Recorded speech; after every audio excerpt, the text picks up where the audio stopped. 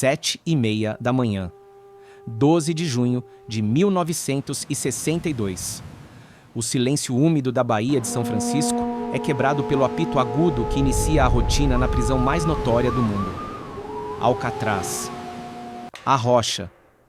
No bloco B, o oficial de correções caminha pelo corredor de concreto, batendo o cacetete nas grades. É hora da contagem. A rotina é sagrada. Ele para na frente da cela 138. O detento Frank Morris ainda está dormindo, virado para a parede, com o cobertor puxado até o pescoço. O guarda grita. Nenhuma resposta. Ele grita de novo. Nada. Impaciente, o guarda enfia o cacetete pelas grades e cutuca a cabeça do prisioneiro no travesseiro. A reação física desafia a lógica. A cabeça não se move como carne e osso. Ela rola, tomba para fora da cama e cai no chão com um baque surdo e seco. O nariz quebra, revelando não sangue, mas uma mistura cinzenta de sabão e papel. O guarda congela. O corpo embaixo do cobertor é apenas um amontoado de roupas. Ele corre para a cela vizinha, a 150. Mesma cena. Na 152, idem. Em questão de segundos, o alarme da sirene uiva sobre a ilha. O impossível aconteceu. 3 homens evaporaram de dentro de uma fortaleza de aço e concreto, cercada por águas congelantes e correntes mortais. Eles não saíram pela porta da frente. Eles saíram através das paredes. Esta é a engenharia por trás da única fuga bem-sucedida da história de Alcatraz. Para entender a magnitude desse feito, precisamos dissecar o cenário. Alcatraz não foi desenhada apenas para manter homens presos, ela foi desenhada para quebrar esperanças. Visualizem a geografia. A ilha fica a 2,4 quilômetros do continente. Parece perto, mas a água raramente passa dos 12 graus Celsius. A essa temperatura, a hipotermia severa começa em menos de 20 minutos. Além disso, as correntes da baía são violentas, funcionando como uma esteira rolante que puxa qualquer nadador diretamente para o Oceano Pacífico, para na morte certa. Agora, vamos cortar a prisão ao meio. O alvo é o bloco de celas B. As celas padrão medem 1,5 metro de largura por 2,7 metros de profundidade. É um caixão de concreto. Na parede dos fundos de cada cela existe uma pequena grade de ventilação perto do chão, medindo apenas 13 por 24 centímetros. Pequena demais para um humano passar. Atrás dessa parede existe um corredor de serviço, uma tripa técnica cheia de canos e condutos, com cerca de 1 metro de largura, que percorre toda a extensão do bloco. A segurança é redundante. Contagens de cabeça a cada hora, guardas armados em passarelas elevadas, torres de vigilância externas com holofotes de alta potência. Mas o sistema tinha uma falha invisível, uma falha que apenas um olhar treinado poderia notar. A prisão estava velha. O ar salino da Baía, corrosivo e implacável, estava atacando o concreto há décadas. A estrutura estava literalmente apodrecendo de dentro para fora. E foi aí que entraram 4 mentes. Frank Morris, Simmons de 133, estrategista frio e calculista. Os irmãos John e Clarence Anglin, assaltantes de bancos com habilidades manuais excepcionais e resistência física invejável. E Allen West, que conhecia a rotina da manutenção. Juntos, eles não olharam para as grades de aço como uma barreira. Eles olharam para o concreto podre em volta da ventilação como uma oportunidade de engenharia civil reversa. O plano exigia 3 pilares de engenharia criminal: escavação, ocultação e flutuação. Vamos desmontar o primeiro, a escavação. O objetivo era alargar essa abertura da ventilação de míseros 13 centímetros para algo que permitisse a passagem de um ombro humano. Mas como perfurar concreto armado sem martelos, talhadeiras ou furadeiras industriais? A resposta estava no refeitório. Eles começaram a roubar colheres. Não qualquer colher, mas colheres de metal duro, roubadas sorrateiramente durante o jantar. De volta às celas, o trabalho de metalurgia começava. Usando o concreto do chão como lixa, eles desgastaram a borda das colheres e as pontas dos cabos até transformá-las em cinzéis improvisados e raspadores afiados. O trabalho era microscópico. Toda noite, durante o horário da música, uma hora permitida pela direção onde os presos podiam tocar instrumentos. A orquestra do caos começava.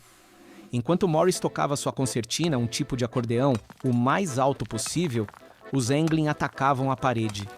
Eles focaram nos pontos onde o sal já havia enfraquecido a ligação do cimento. Milímetro por milímetro, eles perfuravam furos próximos uns aos outros, criando um serrilhado no concreto, para depois quebrar o pedaço central. Mas o trabalho manual era lento. Eles precisavam de potência. Aqui entra a genialidade da improvisação técnica. Eles conseguiram roubar um motor de um aspirador de pó quebrado da equipe de limpeza. Usando uma bateria ou extensão improvisada conectada à lâmpada da cela, eles criaram uma furadeira elétrica rudimentar. O barulho era um risco mortal, então ela só era usada sob a cobertura sonora máxima da concertina de Morris. Mas um buraco na parede é óbvio. Como esconder o progresso dos guardas que passavam a cada hora? Morris criou grades falsas. Usando papelão roubado de caixas de suprimentos, ele desenhou e pintou réplicas exatas das grades de metal originais. Ele usou tinta dos kits de arte da prisão para simular a ferrugem e as sombras das grades reais.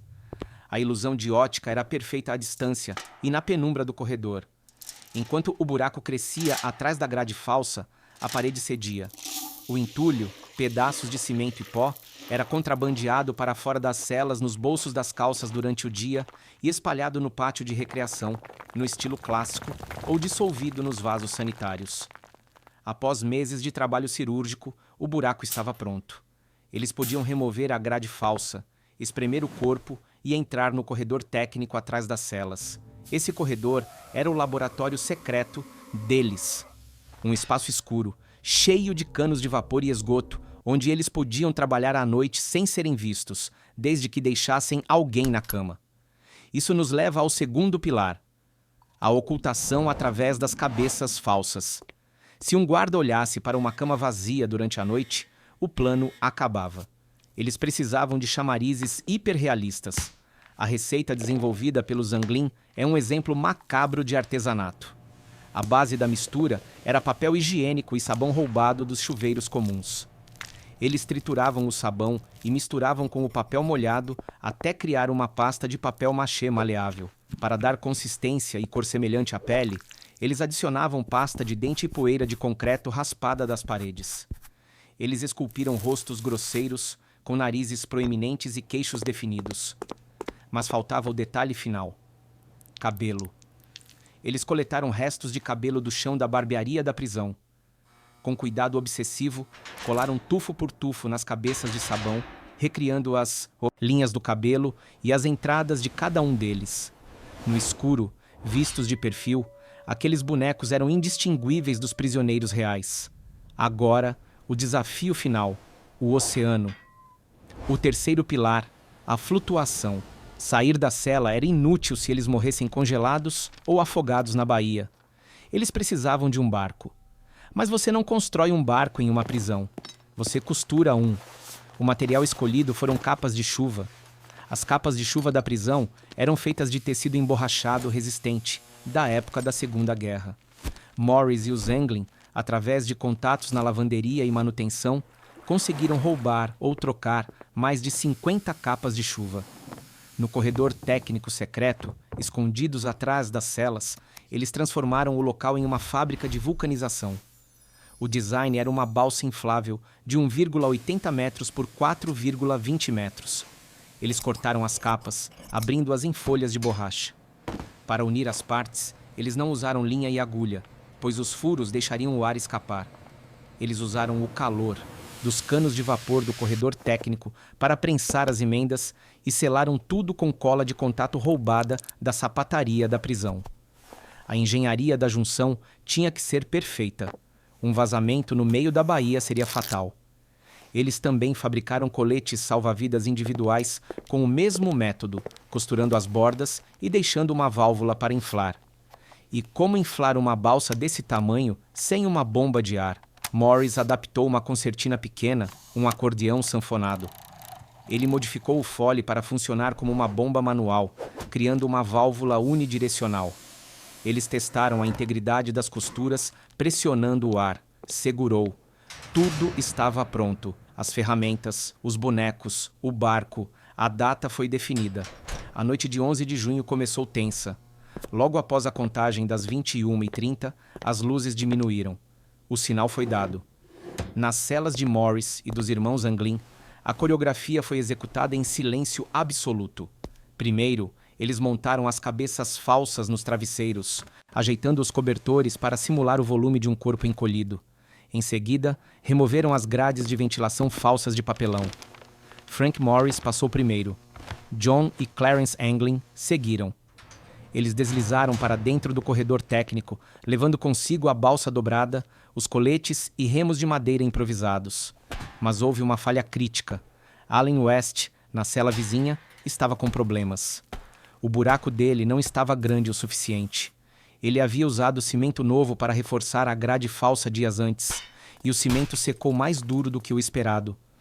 Ele estava empurrando, chutando, raspando desesperadamente com sua colher afiada, suando frio enquanto ouvia os outros já no corredor. Do outro lado da parede, Morris e os Anglin esperaram. O tempo estava passando. O risco de serem ouvidos aumentava a cada segundo. Depois de alguns minutos agonizantes de espera silenciosa no escuro, eles tomaram a decisão executiva. West foi deixado para trás. A fuga tinha que continuar. Os 3 homens, agora no corredor técnico, precisavam subir. O sistema de ventilação levava ao teto do bloco de celas. Eles escalaram uma rede complexa de encanamentos, usando os canos de água quente como degraus, içando a balsa pesada com eles. Chegando ao topo do bloco de celas, havia um grande poço de ventilação que levava ao telhado do prédio. Eles haviam preparado isso antes. Cortaram os rebites da grade do ventilador semanas antes e a mantinham no lugar com sabão falso. Com um empurrão forte, a grade cedeu. Eles estavam no telhado. O ar noturno era gelado. A neblina cobria a baía, ocultando as luzes de São Francisco. Era a cobertura perfeita, mas também significava visibilidade zero na água. Eles rastejaram pelo telhado para evitar os holofotes das torres. Chegaram à borda do prédio, onde um grande cano de escoamento descia 15 metros até o chão, perto da beira da água. Deslizar por esse cano, carregando o equipamento, foi um teste de força física. O atrito queimava as mãos, mas o barulho tinha que ser zero. Eles tocaram o solo na área norte da ilha, um ponto cego das torres de guarda. Correram agachados até a arrebentação. Lá, desenrolaram a massa de capas de chuva emborrachadas. Morris conectou a concertina na válvula. Um segurava a válvula, o outro bombeava freneticamente o fole do acordeão. A balsa começou a tomar forma. Uma criatura preta e brilhante de borracha e cola, ganhando vida na beira da água escura. Eles vestiram os coletes salva-vidas. Entraram na água gelada, empurrando a balsa. Subiram a bordo e começaram a remar. De volta à cela, Allen West finalmente conseguiu quebrar a grade. Ele entrou no corredor, subiu até o telhado, mas percebeu que a balsa já tinha ido. Sem equipamento e sem parceiros, ele sabia que entrar na água seria suicídio. Derrotado, ele voltou para sua cela e esperou a manhã seguinte. Quando o alarme soou e as cabeças falsas rolaram pelo chão, o FBI iniciou uma das maiores caçadas humanas da história. Allen West cooperou totalmente, revelando todos os detalhes da engenharia do plano em troca de leniência. A polícia encontrou o laboratório secreto no corredor técnico. Viram as colheres desgastadas, o motor de aspirador, os restos de capas de chuva e as plantas desenhadas por Morris. A engenhosidade técnica deixou os investigadores estupefatos. Nas semanas seguintes, alguns vestígios apareceram na baía. Um remo de madeira foi encontrado flutuando perto de Angel Island. Uma carteira contendo fotos e contatos, embrulhada em plástico para proteção, pertencente a um dos Anglin, foi recuperada. E o mais intrigante, um colete salva-vidas feito de capa de chuva, com marcas de dentes na válvula, indicando que a cola falhou e o usuário tentou desesperadamente mantê-lo inflado com a boca. A versão oficial do FBI é fria. Eles se afogaram. A balsa falhou, a hipotermia os pegou e a correnteza levou os corpos para o Pacífico. Caso encerrado. Mas a ciência da engenharia deixa uma porta aberta. Em 2014, pesquisadores usaram modelagem computadorizada para simular as correntes daquela noite específica. O resultado: se eles tivessem entrado na água exatamente à meia-noite e remado furiosamente para o norte, as correntes poderiam sim tê-los jogado em segurança na costa de Marin Headlands, logo abaixo da Golden Gate. Além disso, a família Anglin afirma ter recebido cartões de Natal assinados pelos irmãos Puranos. E uma foto granulada, supostamente tirada no Brasil nos anos 70, mostra dois homens que se assemelham assustadoramente a John e Clarence.